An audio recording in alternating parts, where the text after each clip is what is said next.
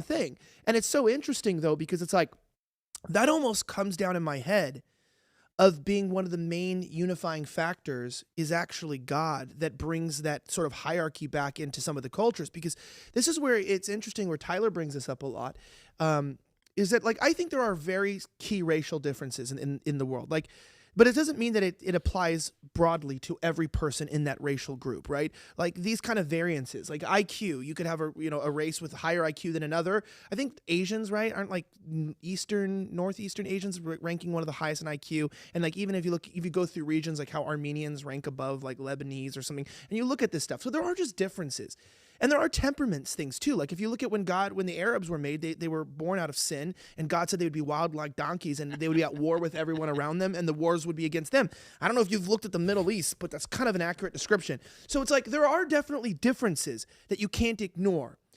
But when you get down to it, well, then how do we unify? Like because a good example is like people say, I think, Brandon, you said that, where you were like, ship them back to Liberia or something like that. No, we said, I made a deal with Sydney that if we were going to send black folk back, we should send the white liberals with them just to make it a fair trade. But this is what I was trying to say, is that this is not the ultimate solution to me. And then we save all the Australians and then bring all them over. Yeah, maybe we can just send the liberals back and have the Australians come here. But it's not just that. What I meant is that like... they can't. They're all in detention centers. We can have these ideals and like, okay, like, I mean, and everyone has these in these races. You have these black nationalists that just want their own colony and this and that, and I'm okay, whatever. But let's just say we keep things the way they are, right? You have this percentage of black population in the United States. You have a white population, and we take immigration out of it.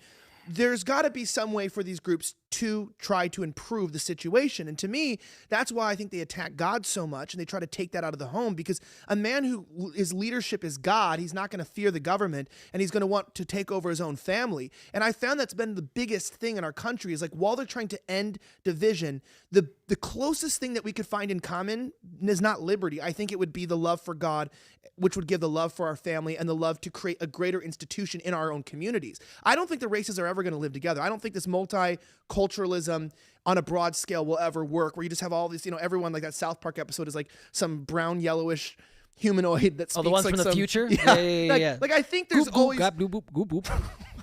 No, that's what they do in the episode. Yeah. Sounds like a Congolese man. But I was going to say, like, I think that it ultimately, the best thing that it seems like that can bring people together is bringing people into that traditional value and family mindset. And maybe then they'll realize that all this bullshit won't work in this one world society where everyone lives together in one place. It doesn't fucking work. It doesn't work. Yeah. I'm just saying, like, I don't think it works. And there's exceptions. Like, that's why it's like there's always exceptions, right? So it's like, people always use that gay argument of like, oh yeah, but they're white liberals I disagree with, sure. But then how did that idea get here? And how are we propagating that? And how is that being disseminated? It's being disseminated because we don't have any unity. There's no unifying lines in our country. They've destroyed any ability to fight back at a unifying factor because we're so divided on bullshit. And so it's just like, I don't know. I just think that probably one of the best things we can do is to bring back God, bring back traditionalism in the family. And I think that might solve 20% of the problem. I think most of the problem is that this country in the West really is dealing with this issue right now, is that people don't embrace differences. They try to force them to fuck together. You know what I mean? And that is a battle that I've been fighting for the better part of the decade, in that I don't shy away from that.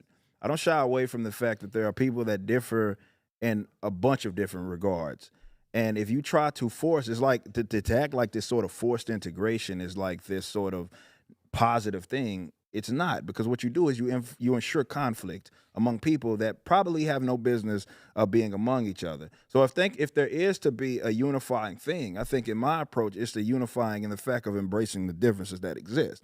And yeah, I think people, and I want people to be able to have the freedom to voluntarily, build up whatever sort of community it is that they certainly want to build. And how that looks, this is how it looks. If it's almost exclusively black in that community, whatever. That's all they complain about is whiteness, right? What is white? They go, white culture doesn't exist, but here's what whiteness looks like, and we need to dismantle this, a quiet workplace. But that's why, again,